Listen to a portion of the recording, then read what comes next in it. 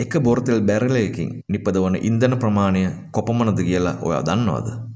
සම්මත ගැලුම් 42ක බොරතෙල් බැරලයක් පිරිපහදු කිරීමෙන් පෙට්‍රල් ගැලුම් 20ක්, ඩීසල් ගැලුම් 12ක් වැනි ප්‍රමාණයක් නිපදවනවා.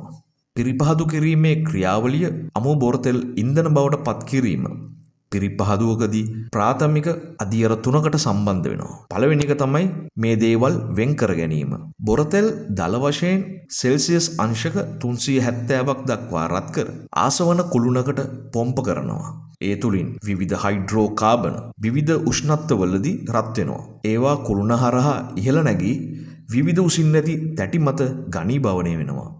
ඒ අනුව බොරතෙල් බැරලයක් පිරිපහදු කිරීමෙන් මගී වාහන බෝට්ටු පවර් ටූල්ස් වලට ගන්න පෙට්‍රල් ගැලුම් 20ක් නිෂ්පාදනය කරනවා.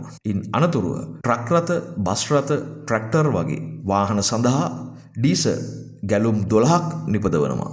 ගුවන්යානා එන්ජින් සඳහා භාවිතා කරන ගුවන්යානා ඉන්ධන ගැලුම් 4ක් නිපදවනවා.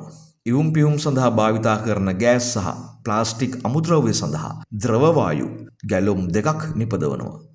වෙනත් නිෂ්පාදන තමයි අපි මාර්ග සඳහා භාවිතා කරන තාර, ඒ වගේම වාහනවල එන්ජින් සඳහා භාවිතා කරන එන්ජින් ඔයිල්, ඉටි සහ රසායනික ද්‍රව්‍ය ගැලුම් 8ක් නිෂ්පාදනය කරනවා. මෙවැනි තොරතුරු දැනගන්න පේජ් එකත් ෆලෝ කරලා තියාගන්න.